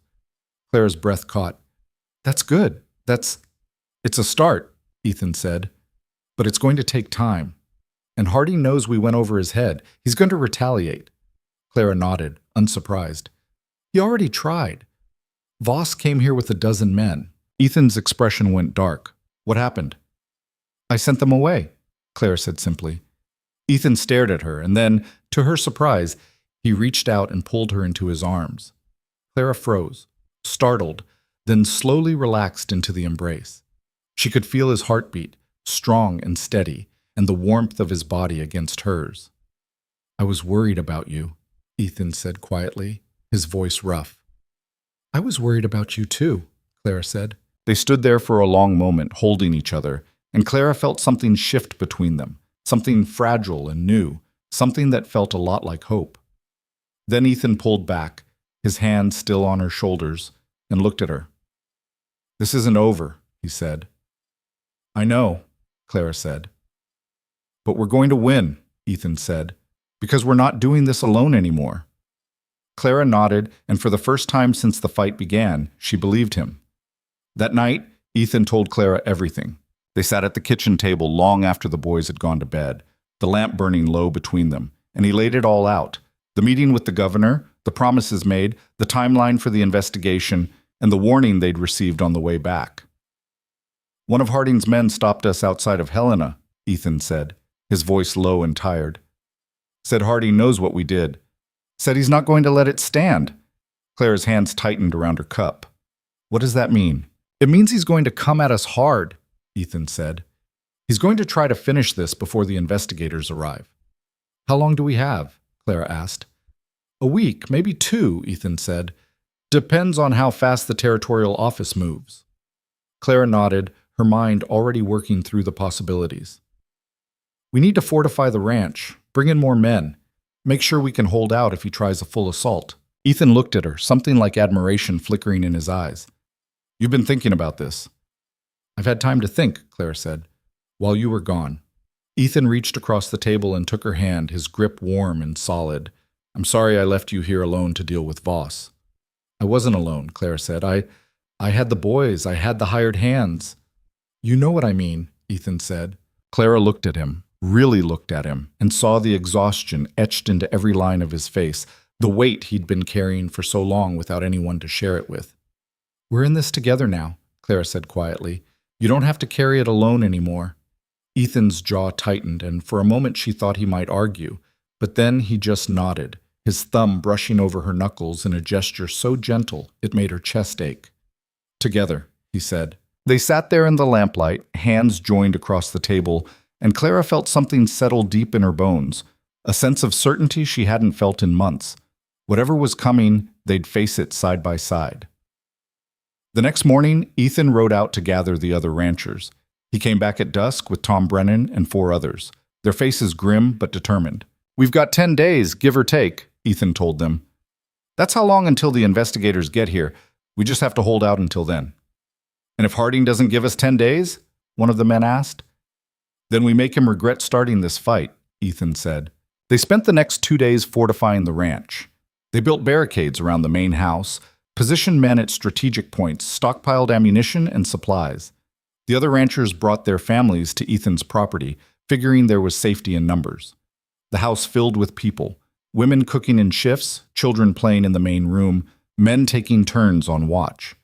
It was chaotic and crowded and exhausting, but it also felt like community, like something worth fighting for. Clara found herself in the middle of it all, organizing meals, settling disputes, tending to a feverish child, and somehow keeping everything running. She worked from dawn until well past dark, falling into bed each night too tired to think. But she also felt alive in a way she hadn't in years. Purposeful. Needed. On the third night, she was washing dishes when Margaret appeared at her elbow. "You're going to work yourself into the ground," Margaret said, taking a dish from Clara's hands and drying it. "I'm fine," Clara said. "You're running on fumes," Margaret countered. "When's the last time you slept more than 4 hours?" Clara didn't answer because she couldn't remember. Margaret set down the dish and turned to face her. "You've done more for this valley in 3 months than most people do in a lifetime. But you're no good to anyone if you collapse." "I'll rest when this is over," Clara said. "If you make it that long," Margaret said. Then, more gently, "let the other women help. You don't have to do everything yourself." Clara opened her mouth to argue, then closed it again. Margaret was right. She'd been so focused on proving herself, on showing she belonged here, that she'd forgotten she didn't have to do it alone. "All right," Clara said finally. "I'll ask for help." Margaret smiled. "Good. Now go sit down before you fall down." Clara did, sinking into a chair near the fire, and one of the other women brought her a cup of coffee and a plate of food she didn't remember anyone making. She ate slowly, watching the chaos around her, children running between the adults, men cleaning rifles, women mending clothes, and felt something warm and solid settle in her chest.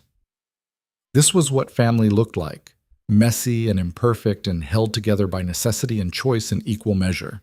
On the fourth day, a rider came from town with news. Harding had filed an injunction, claiming the ranchers were operating a vigilante group and threatening violence. The local sheriff, who was firmly in Harding's pocket, had issued warrants for Ethan's arrest and Tom Brennan's. "It's a setup," Tom said, his face red with anger. "He's trying to get us locked up before the investigators arrive." "He won't get the chance," Ethan said. "We're not leaving this property. Let him try to serve the warrant here." "That's resisting arrest," one of the other men pointed out. "They could shoot you for that." "They're going to try to shoot me anyway," Ethan said flatly. "At least this way I'll see them coming." Clara, who'd been listening from the doorway, stepped forward. "There's another option." Everyone turned to look at her. "We go public," Clara said. "We ride into town, all of us, and we tell everyone what Harding's done. We make it so loud and so public that he can't just make us disappear." "The town's scared of him," Tom said. "They won't stand with us." "Maybe not," Clara said, "but they'll witness, and witnesses are harder to silence than people hiding on a ranch." Ethan studied her, his expression thoughtful. "It's risky." "So is sitting here waiting for him to come to us," Clara said. The room was silent for a long moment. Then Tom spoke up. "She's right," he said. "We've been reacting to Harding this whole time. Maybe it's time we made him react to us." One by one, the other men agreed. The next morning, they rode into Ridgefield, 15 men, 10 women, and a handful of children. They rode in broad daylight down the main street and stopped in front of the courthouse. A crowd began to gather, curious and wary. Ethan dismounted and stood on the courthouse steps, his voice carrying across the street. "My name is Ethan Cross, and I'm here to tell you what Silas Harding's been doing to the people of this valley." He laid it all out, the threats, the intimidation, the barn burning, the attack on his ranch. One by one, the other ranchers stepped forward and told their stories. Tom Brennan talked about losing his barn and his horses. Margaret Dalton talked about the pressure Harding had put on her late husband before he died. And Clara stood beside Ethan, her presence quiet but solid, her hand resting on the rifle slung over her shoulder. The crowd listened. Some faces were sympathetic, others uncertain, and a few openly hostile, but they listened. Then the sheriff appeared, his face red and his hand on his gun. "That's enough," he said. "Ethan Cross, you're under arrest." "On what charge?" Ethan asked. "Inciting violence," the sheriff said. "Resisting lawful authority." "Lawful authority?" Tom Brennan laughed, bitter and sharp. "You're Harding's dog, and everyone here knows it." The sheriff's hand tightened on his gun. "You want to get arrested too, Brennan?" "Go ahead," Tom said. "Arrest all of us. Let's see how that looks when the territorial investigators show up." The crowd murmured, the tension ratcheting higher. Then a voice cut through the noise. "That won't be necessary." Everyone turned. A man in a dark suit and a badge Clara didn't recognize was walking toward them, flanked by 2 others. "I'm Marshal Davis," the man said. Territorial Office. We've been asked to investigate allegations of corruption and intimidation in this region. The sheriff's face went pale. You're early. We decided to expedite, the marshal said, his tone flat. Seems like the situation warranted it. He looked at Ethan. Mr. Cross, I'd like to hear your testimony, and anyone else who has information about Mr. Harding's activities. Relief washed over Clara so suddenly she felt dizzy. Ethan glanced at her, and she saw the same relief mirrored in his eyes. It wasn't over yet, but they'd made it this far. The next week was a blur of interviews, testimonies, and legal proceedings. The marshal and his team worked quickly, gathering evidence, talking to witnesses, building a case that even Harding's money and influence couldn't dismantle. Harding tried to fight back. He hired lawyers, called in favors, leaned on every contact he had. But the sheer weight of the evidence against him was overwhelming. And when the marshal's team raided Harding's office and found records of bribes, threats, and illegal land deals, the case became ironclad. Harding was arrested on a Tuesday morning, dragged out of his mansion in handcuffs while half the town watched. Garrett Voss and several of his men were arrested alongside him. Clara wasn't there to see it. She was at the ranch, helping the other families pack up and return to their own properties, trying to bring some semblance of normalcy back to a life that had been upended for weeks. When Ethan came home that evening and told her it was done, she just nodded, too exhausted to feel much of anything. "It's really over?" she asked. "It's over," Ethan said. Clara sank into a chair, her whole body sagging with relief. "What happens now?" "Now we rebuild," Ethan said. "Tom's already talking about putting up a new barn. The others are planning to expand their herds. Life goes on." Clara looked at him. "And us?" Ethan was quiet for a moment. Then he pulled out a chair and sat down across from her, his expression serious. "I need to ask you something," he said. Clara's heart kicked into a faster rhythm. "All right, this arrangement we made," Ethan said slowly. "Back when you were desperate, and I was desperate, and neither of us had better options. That's not what this is anymore. Not for me." Clara's breath caught. "What is it then?" Ethan looked at her, his gaze steady and unflinching. "You're my partner, Clara. You've stood beside me through everything. You've protected my sons, defended my home, fought battles I couldn't fight alone. You're not just the woman I married out of convenience. You're the woman I want to spend my life with." Clara felt tears prick at her eyes. "Ethan, I'm saying this badly," Ethan interrupted, a faint smile tugging at his mouth. "What I'm trying to say is, I want to marry you again. For real this time. Not because we have to, but because I want to. Because I love you." The words hung in the air between them, raw and honest. Clara stared at him, her heart pounding, and for a moment she couldn't speak. Then she reached across the table and took his hand. "I love you too," she said, her voice breaking. "I didn't mean to. I wasn't looking for it. But somewhere along the way, this stopped being about survival and started being about you.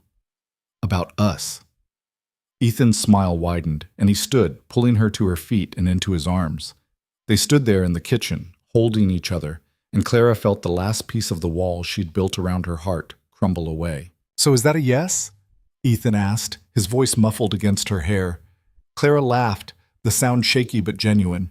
"Yes, it's a yes." They were married again 3 weeks later, this time in front of the whole town. Margaret insisted on organizing it, and Clara didn't have the energy to argue. The ceremony was held at the ranch, in the yard under a sky so blue it hurt to look at.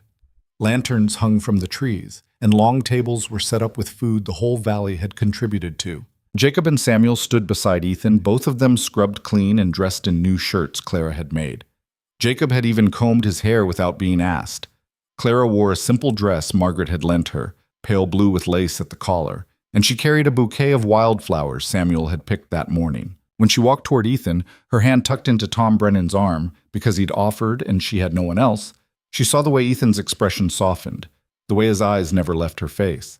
The ceremony was short and simple, no grand speeches, no elaborate vows, just two people standing in front of their community and choosing each other. When the officiant pronounced them husband and wife, Ethan kissed her, gently at first, then deeper, and the crowd erupted in cheers and applause. Clara pulled back, her face flushed, and saw Jacob grinning and Samuel bouncing on his toes with excitement. "Welcome to the family," Jacob said, and this time he meant it. The celebration lasted well into the evening. People ate and drank and danced to music from a fiddle one of the ranchers played. Children ran through the yard, their laughter carrying on the spring air, and for the first time in months, the tension that had gripped the valley was gone. Clara stood at the edge of it all, watching, and felt Ethan's arm slip around her waist. "Happy?" he asked. "Yes," Clara said simply. "I am." They stood there together, watching the life they'd built unfold around them, and Clara thought about how far she'd come. 6 months ago, she'd been a woman with nothing. No home, no family, no future. She'd knocked on a stranger's gate in the middle of a blizzard, desperate and half-frozen, and made a bargain that should have been cold and transactional. But somewhere along the way, that bargain had become something else. It had become a home, a family, a life worth fighting for. She'd learned that survival wasn't just about enduring. It was about choosing to stay even when it was hard, about standing beside someone even when the odds were against you, about building something real out of the broken pieces you'd been given. And she'd learned that love didn't always look the way you expected it to. Sometimes it was quiet and steady, built slowly over shared work and shared risk. Sometimes it was a choice you made every day, to show up and fight and believe that tomorrow could be better than today. Clara leaned into Ethan's side, feeling the solid warmth of him, and smiled. "What are you thinking about?" Ethan asked. "That I'm glad I knocked on your gate," Clara said. Ethan's arm tightened around her. "So am I." The weeks that followed were quieter, gentler. The threat that had loomed over them was gone, and life settled into a new rhythm. Clara and Ethan moved into the same bedroom, a transition that felt both momentous and entirely natural. They'd already been partners in every way that mattered. This was just the final piece falling into place. The boys adjusted quickly. Jacob started calling Clara Ma, without fanfare, one morning at breakfast, like it was the most obvious thing in the world. Samuel had been doing it for weeks already, too young to understand the weight of the word, but old enough to know it felt right. Clara's throat had tightened when she heard it, but she just smiled and passed Jacob the biscuits. She taught Samuel to read and write, his small hand gripping the pencil awkwardly as he traced letters on a slate. She taught Jacob how to cook, over his protest that it was women's work, until he grudgingly admitted that it was useful to know. And she taught them both that strength came in different forms, that it was okay to be scared, okay to grieve, okay to let someone else carry the weight sometimes. Ethan watched her with the boys, and sometimes Clara would catch him looking at her with an expression she couldn't quite name. Gratitude, maybe. Or wonder.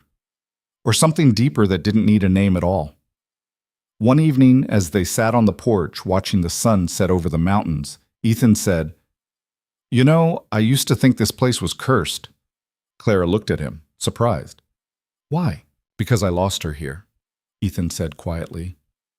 "My first wife. She died in that bedroom, and for 2 years I couldn't walk into this house without feeling like I was suffocating." Clara's chest tightened. "And now?" "Now it feels like a home again," Ethan said. He reached over and took her hand. "You did that. You brought life back into a place that was dying." Clara didn't know what to say. She just squeezed his hand and leaned her head against his shoulder. They sat there in comfortable silence, watching the sky turn from gold to pink to deep purple, and Clara felt a peace she hadn't known was possible. By summer, the ranch was thriving. The cattle were healthy, the crops were growing, and the hired hands Ethan had brought on were proving their worth. The other ranchers in the valley were rebuilding too, their solidarity stronger now that they'd faced down a common enemy and won. Margaret came by often, usually with some excuse about borrowing supplies or delivering news, but really just to check on Clara and gossip about the town. "People are still talking about you, you know," Margaret said one afternoon, sitting at the kitchen table with a cup of tea. "Let them talk," Clara said, kneading dough on the counter. "They're saying you're the reason Ethan held out as long as he did," Margaret continued, "that without you, he would have folded or gotten himself killed." Clara shook her head. "That's not true. Ethan would have fought with or without me." "Maybe," Margaret said, "but you gave him something to fight for besides just survival. You gave him a reason to believe things could get better." Clara paused, her hands stilling in the dough. "He did the same for me." Margaret smiled. "I know. That's what makes it work." That evening, Clara found a letter waiting for her on the table. It was addressed in a handwriting she didn't recognize, and when she opened it, She found it was from the territorial governor's office. The letter thanked her for her testimony and her courage, and informed her that Silas Harding had been convicted on multiple charges and sentenced to 15 years in prison. His assets were being seized and redistributed, and several of his associates, including Garrett Voss, were facing charges of their own. Clara read the letter twice, then folded it carefully and set it aside. It was done. Truly, finally done. When Ethan came in from the barn, she showed him the letter. He read it without expression, then set it down and pulled her into his arms. "We won," he said quietly. "We did," Clara agreed. But as she stood there, wrapped in his embrace, Clara realized the victory wasn't just about defeating Harding. It was about everything they'd built in the process, the trust, the partnership, the family they'd become. That was the real win. Fall came, and with it the first frost. The trees turned gold and red, and the air took on a sharp, clean edge. Clara stood in the yard one morning, watching the boys chase each other through the fallen leaves, their laughter bright and unburdened. Ethan came up behind her, wrapping his arms around her waist and resting his chin on her shoulder. "You're quiet," he said. "Just thinking," Clara said. "About what?" Clara was silent for a moment, gathering her thoughts. "About how strange life is. 6 months ago, I was standing at your gate with nothing, convinced I was going to die in the snow, and now I'm here, and I have everything." "Not everything," Ethan said. "Not yet."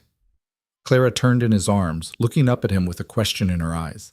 Ethan smiled, a little sheepish, a little nervous. "I was thinking, maybe it's time this family got a little bigger." Clara's breath caught. "You mean a baby," Ethan said. "If you want one. I know we haven't talked about it, and I don't want to assume—" Clara kissed him, cutting off his words, and when she pulled back, she was smiling.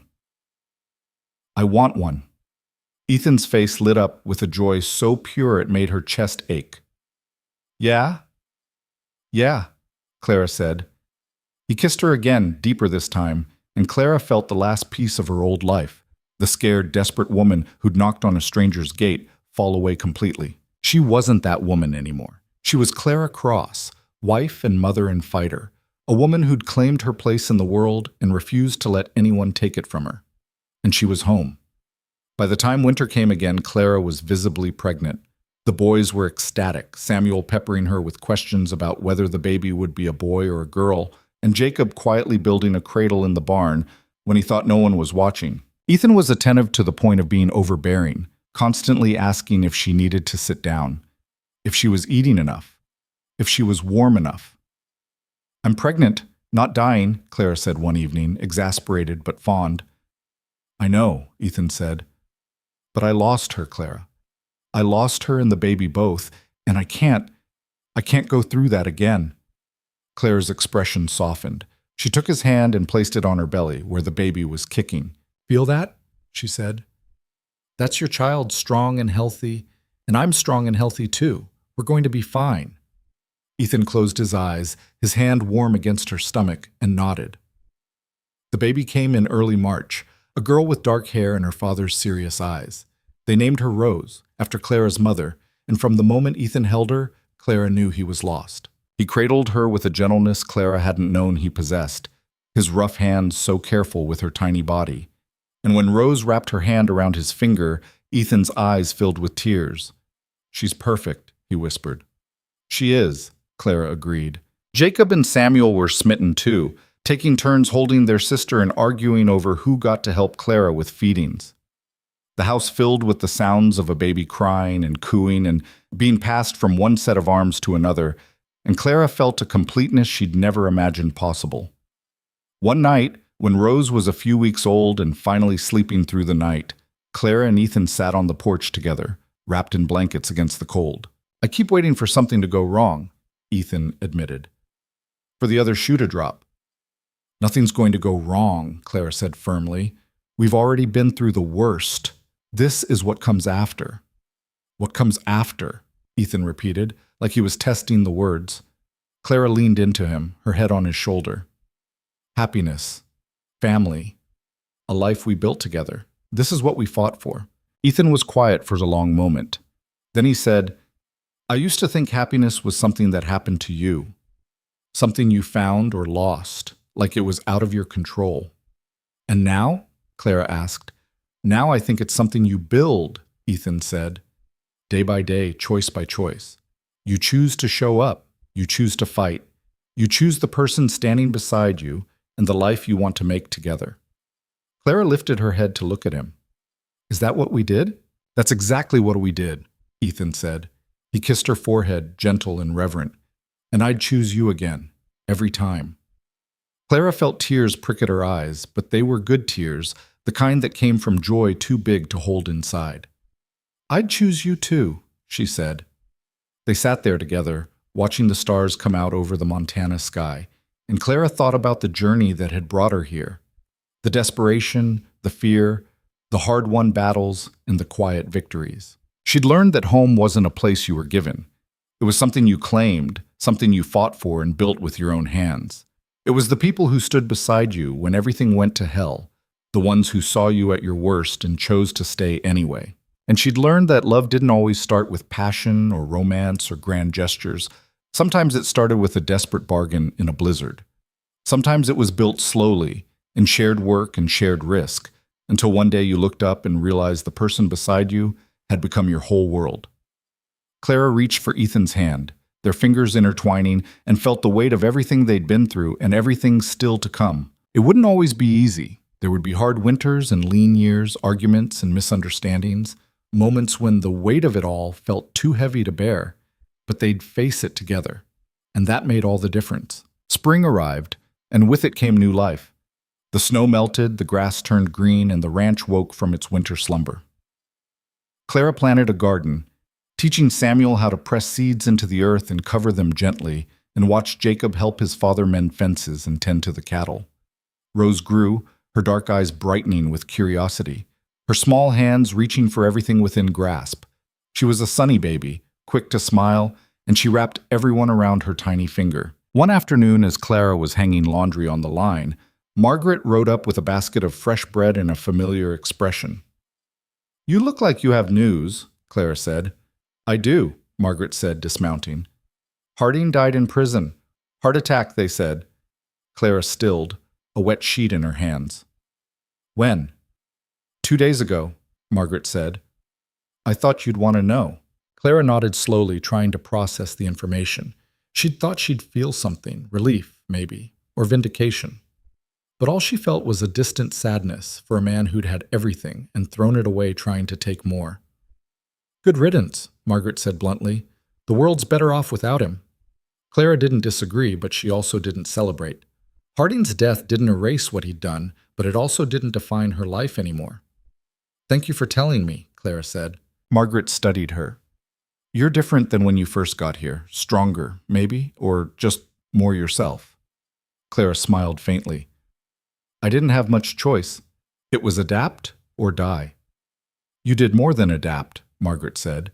"You thrived, and you helped everyone else do the same." After Margaret left, Clara stood in the yard, the basket of laundry at her feet, and looked out at the land stretching before her.